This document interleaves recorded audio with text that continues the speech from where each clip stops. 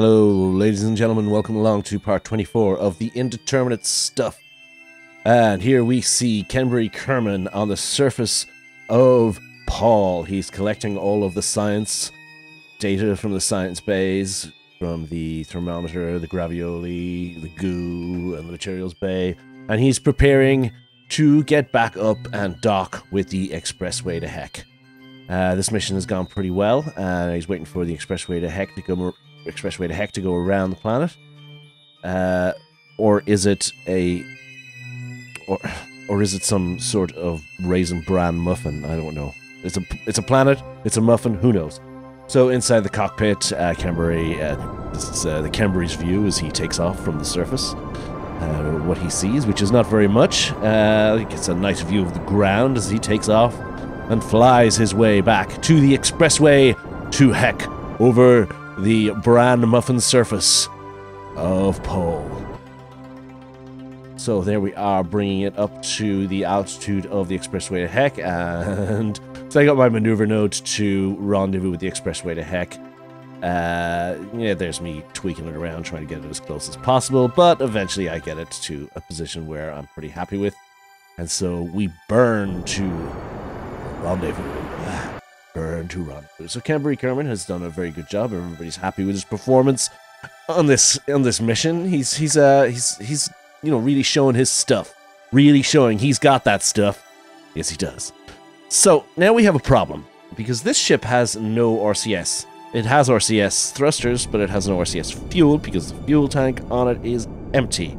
So therefore we're going to have to dock with our main LV909 engine, which is going to be difficult, but Kenbury Kerman, he's got it. I think he's going to be able to do it. He's a good little pilot. He's going to be able to do it. Here's me just zeroing out my relative velocity, and then I'm beginning to get myself in a little bit closer to the expressway to Heck. So as we get closer, we're going to start slowing down. I want to get in closer to the fuel tanks on the back of the ship, because there's no way I'm going to be able to dock this in its proper docking port with no RCS. So I'm just going to dock it onto one of the fuel tanks at the back of the ship, and then we'll transfer whatever fuel is left over inside it back into the expressway to Heck, and then we're going to dump the lander. That's our plan. Which of course is going to cause some off-center thrusting later on, but these are the way. This is what you have to deal with. So here is me very carefully maneuvering Kenbury in to get into a position where he can dock onto the side of the expressway to Heck with just his main engine. This is a slow, and tedious process, but and it involves quite a lot of pre-planning, if you know what I mean. I have to think about what I'm going to be doing a couple of moves ahead, a couple of burns ahead of where I currently am. And so I'm trying to get the ship into a line where it's pretty much perpendicular to that near docking port, a docking port that's nearest to us on the external fuel tank. And I'm preparing then to zero my velocity. As we get closer to it, I have turned around. And Kenbury does his burn to zero out his relative velocity. We're going to select that docking port as our target. Line up. Pretty happy with our lineup. It's not perfect, as I said, but it's not far off. I just need a little bit of a burst of fuel, burst from my engines, just to get close in there. Getting my prograde vector and the target vector lined up. I'm going a little bit fast though, so I figure I just turn around and just slow down a little bit. I don't want to collide with the expressway to Heck too fast. I don't know how it's going to wobble if I do. I might never be able to get that wobble under control. Alright, so we've got our prograde vector now lined up with our, well, almost lined up. We're just still tweaking it there. Still tweaking it. This is a very delicate maneuver now. And we're approaching the docking port now. And we're slightly off, but it's okay. It's okay. There we've touched. Magnetism has taken... The magnetic force has taken hold. And I have forgotten to turn off my SAS at this point, but then I just suddenly remember, turn off your SAS. And so the ships then begin to mate. And we've mated successfully.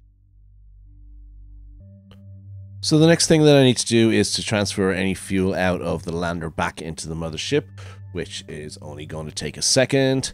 Also, Kembry Kerman is going to get out and he's going to collect all the data from the lander and he's going to bring it back to the main ship.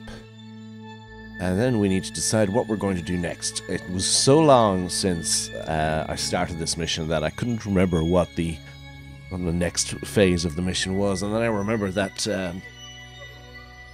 I was going to land this thing on Bop. You have to excuse me, I'm very sick today. I was going to land this thing on Bop, put another lander on Bop, so I think that's what we're going to do next as Kembry Kerman approaches the dock, the little airlock, and he's going to pop into, he's not going to pop into the lab, he's actually going to pop into the hitchhiker compartment. Yes, he is, and there he goes. He's going to drop the stuff off at the command pod first.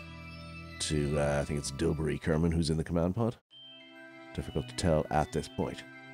So here we are, we're going to dump the lander now. We do not require the lander anymore.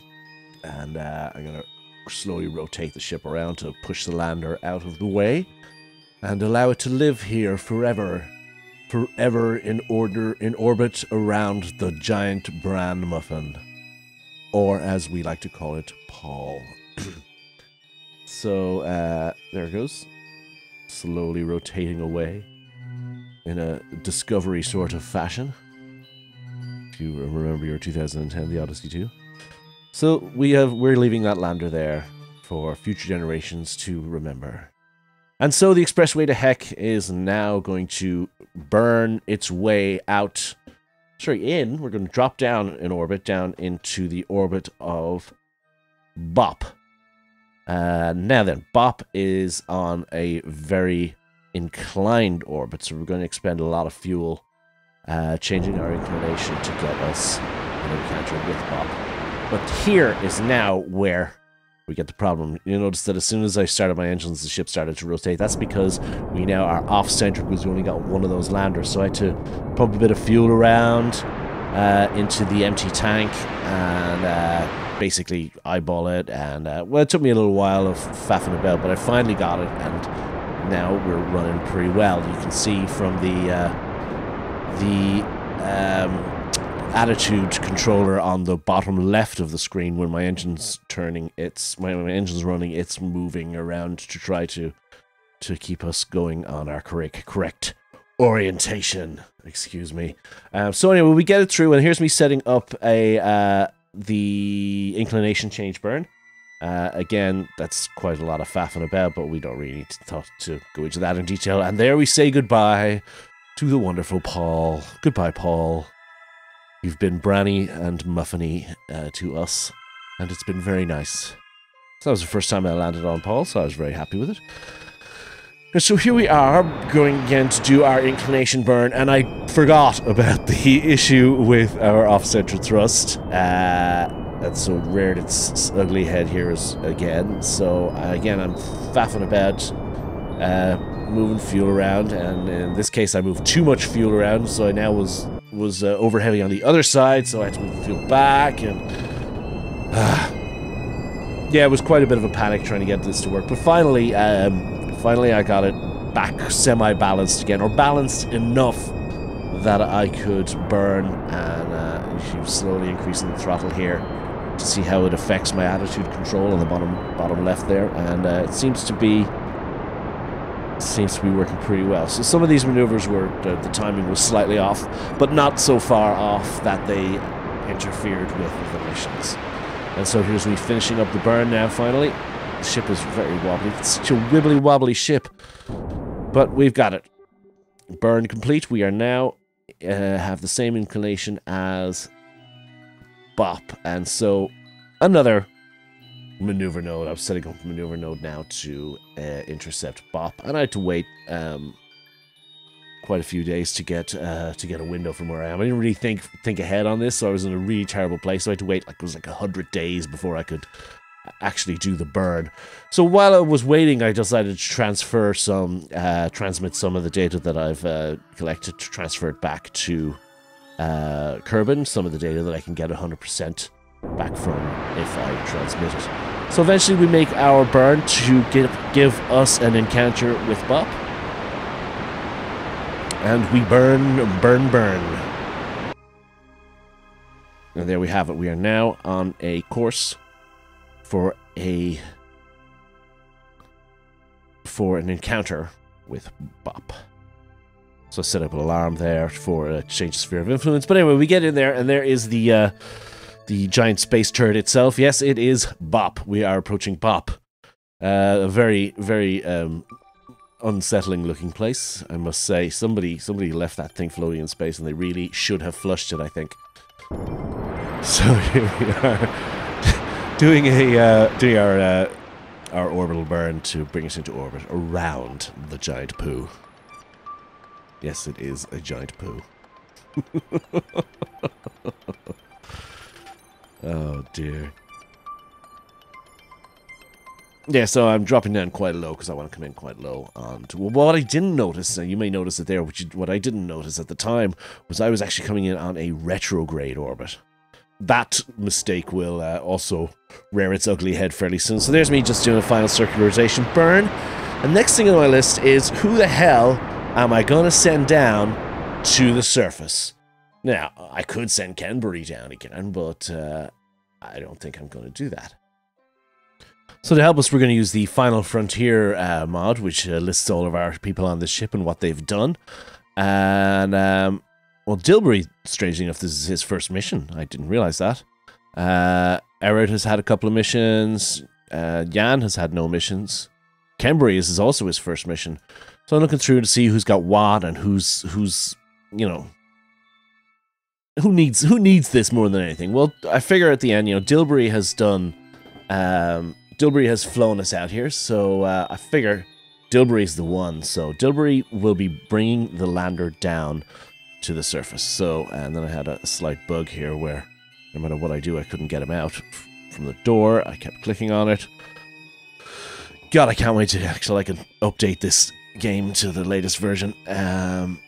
I said the last time on the video that I was using 0.23.5, but it's actually 0.24.2 that I'm still using. I don't know what version the game is up to now. I think it's Gamma version 1 or something like that, or 0.9.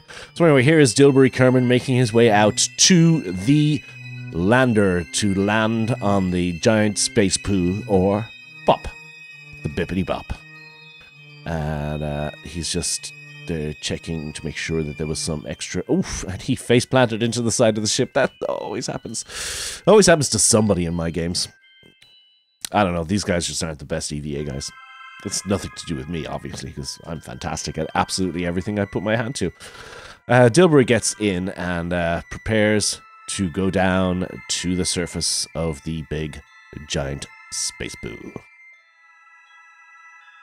And so Dilbury detaches from the expressway to Heck, and with the absence of RCS, he accidentally forgets to turn on the SAS and spins the ship out of control for a second, but activates his main engine and pushes himself a little bit away from the ship. Now, remember when I said I didn't realize that I was in a retrograde orbit? Well, I was using my nav ball to align my ship, and I didn't really look at what direction I was going in, and thinking that I was going to come and land somewhere lovely on the bright side of the planet there, the daylight side of the moon of Bop. So there's me setting up a lovely, nice little landing spot for myself, and you know, I'm very pleased with it. And so I'm pointing my ship on my retrograde vector, and I'm wondering at this point, why am I going into the night side? What the hell? Well, it's getting darker. And then it strikes me, ah, crap, I'm in a retrograde orbit. So, now, I could have done a quick load here and reloaded from when I was still in orbit, but you know what? Let's just go with it. So, I'm coming down dark. It's dark. I can't see a thing. We're coming down very slowly. and I'm very scared that I'm going to smack into the surface. The last time I did a landing in an unknown location in the dark was when I landed on the North Pole of the moon, and I almost destroyed the ship. And that was scary. So I'm coming down slowly and calmly, and I don't know whether I'm going to land on a flat surface, and I've landed. And, but I'm on the side of a hill as my SAS is holding me up, so I turn it off and I almost fall over. And it's going over quite far, so I figure I'm going to move on. I'm going to get out of this place. I mean, look at me, I'm on the right side of a hill there. So burn, activate our engines and throttle up, and I'm going to move over there on the right to an area that looks a little bit flatter. I'm still trying to decide exactly where I'm going to go, and I want to be sure I go a fair distance away from that hill. So eventually I'm pretty happy with where I am now, and I'm going to come down, and I'm going to slow down again, and I'm going to try and land this thing somewhere sort of flat. Dilbury is looking a little bit scared there, but that's okay. That's okay. That's only because he's afraid of the dark. It's not because he's afraid of landing in unknown places. But here we are. We're coming down, and we touch down right on a semi-flat area. And you know what? We're going to take that. That's a good spot to land in. Dilbury's happy. We can't see the sun in the sky, but the sun is shining directly onto the spaceship. These are little idiosyncrasies with physics that we don't want to think about. So we drop our ladder, and out comes Dilbury Kerman. He collects some science from the bays. He does a crew report, and he climbs down the ladder and falls off and lands on the back of his head. But that's okay. He's happy. He's the first Kerbin on the surface of Bop, and he jumps, does the standard jumping maneuver that we always seem to do on new planets, and he jumps quite high, so we're very happy with that. He's very happy with that. I'm very happy with that. Boys back in the lab are going to be very happy with that, so let's plant a flag. And what words of wisdom shall we put on here, Dilbury? Bop, till you drop. That's very profound. Very, very profound indeed. And so without wasting any more time, we're going to get Dilbury back up to the expressway to heck. Remembering as well that we're taking off retrograde. We almost took off prograde, and I had a bit of a fright there, but it's all worked out in the end. Now, on the way up, I got one of these little moments of a beautiful Jool and Val rise over the moon of Bop, and that's just lovely. That's just beautiful. I'm very I love this game. It's so beautiful. It's so beautiful. So we get up into orbit, and we have to do a few maneuvers to get us back into the same inclination as the expressway to heck. But I didn't show that, strangely enough. So here we are. We're trying to get to set up a maneuver node to rendezvous with the expressway to heck. And it took me a little bit to get the actual node working, to get an encounter, a close encounter with the expressway to heck. And there was a lot of faffing about, a lot of tiny tweaks to maneuver nodes until we finally got it. And, you know, I could have shown it, but I'm not going to do that. So instead, I'm going to show us arriving at the expressway to heck. And again, we have the same problem as last time. This ship has got no RCS, so we have to dock with our main engine, which can cause moments of, oh my god, we're all going to die, but not in this case. Dilbury expertly docks the ship back onto the expressway to heck. We get rid of all of the excess fuel in the lander. Dilbury gets out. He collects all of the scientific data we have gathered on the surface of Bop, and he returns to the expressway to heck. And his EVA suit. He's got to get back into the command pod, because he is, in fact, the pilot of the expressway to heck. And up he goes, and back into his normal place. And so now we're going to remove our drop tanks. They are now empty. And all of our fuel is in our large orange tank. We're also dropping the lander. because we have used it. It is no longer useful to us. It is only dead weight. And so this brings to conclusion the mission of the Expressway to Heck. It has come out and done what it was supposed to do. It dropped off 2 probes into the orbits of the moons, of 2 moons of Jool. It landed on 2 moons of Jool. And now it must return to Kerbin. But that will be in a later episode. This is the Old Gaming Geezer signing off. Good night, farewell, auf Wiedersehen, adieu.